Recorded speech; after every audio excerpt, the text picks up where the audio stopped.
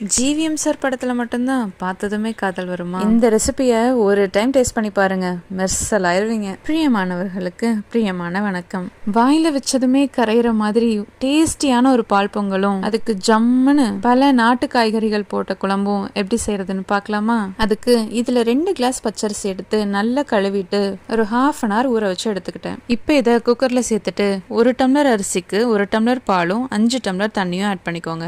நான் 2-3 டைம் அரிசியை கழுவிட்டு அதுக்கப்புறமா அரிசி கழுவுன தண்ணியை தான் எடுத்து ஆட் பண்ணியிருக்கேன். கூடவே 1 டீஸ்பூன் கீ ஆட் பண்ணிட்டு 4 to 5 விசில்ஸ் வச்சு எடுத்தீங்கன்னா இந்த மாதிரி கிடைக்கும். இவனை லைட்டா மேஷ் பண்ணா சாஃப்டான பால் பொங்கல் ரெடி ஆயிட்டான். அடுத்து குழம்பு ரெடி பண்றதுக்கு 1 கிளாஸ் துவரம்பருப்பு எடுத்து ½ அன் ஹவர் ஊற வச்சு மஞ்சத்தூளும் கொஞ்சமா பூண்டும் ஆட் பண்ணி நல்லா மஷியா வேக வச்சு எடுத்துக்கோங்க. குக்கர்ல வச்சா 2 கிளாஸ் தண்ணி ஊற்றி 4 விசில் வச்சு எடுத்துக்கோங்க. ஒரு ஸ்பெஷல் மசாலா ரெடி பண்றதுக்கு 2 டேபிள் ஸ்பூன் மல்லியும் 1/2 டேபிள் ஸ்பூன் சீரகமும் 1/2 டேபிள் ஸ்பூன் மிளகும் 2 கொத்து கருவேப்பிலையும் 3 டேபிள் ஸ்பூன் நம்ம வீட்டில் அரைச்ச குழம்பு மசாலாவும் 1/4 டீஸ்பூன் பெருங்காயமும் 4 வரமிளகாயும் 1 டேபிள் ஸ்பூன் உளுந்தும் 1 டேபிள் ஸ்பூன் பச்சைக்கடலை பருப்பும் எடுத்துக்கோங்க. நீங்க குழம்பு மிளகாத்தூள் இல்லைன்னா 2 டேபிள் ஸ்பூன் சில்லி பவுடரும் 1 டேபிள் ஸ்பூன் கொரியாண்டர் பவுடரும் ஆட் பண்ணிக்கோங்க. இது இந்த மாதிரி லைட்டா லோ ஃப்ளேம்லயே வச்சு ரோஸ்ட் பண்ணிட்டு வேற ஒரு பிளேட்ல மாத்தி ஆற வச்சதுக்கு அப்புறம் இந்த மாதிரி ஃபைன் பவுடரா அரைச்சு எடுத்துக்கோங்க. நான் எனக்கு 5 நாட்டு காய்கறிகள் எடுத்திருக்கேன். நீங்க 7, 9ன்னு உங்களுக்கு எவ்வளவு கிடைக்குதோ அவ்வளோ எடுத்துக்கலாம். இப்போ கடாயில எண்ணெய் சூடானதுக்கு அப்புறமா வெங்காயம் தக்காளி ஆட் பண்ணி நல்லா ஃப்ரை பண்ணிக்கோங்க.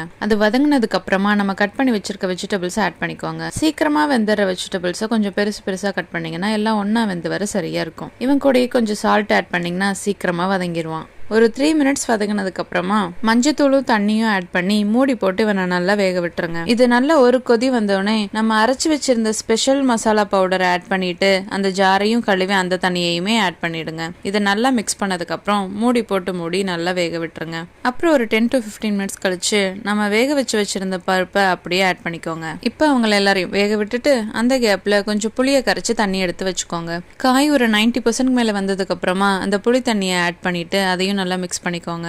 இப்போ டேஸ்ட்டை பேலன்ஸ் பண்றதுக்காக கொஞ்சமா ஜாகரி பவுடர் இல்லைன்னா வெல்லம் ஆட் பண்ணிட்டு அதையும் நல்லா மிக்ஸ் பண்ணிக்கோங்க.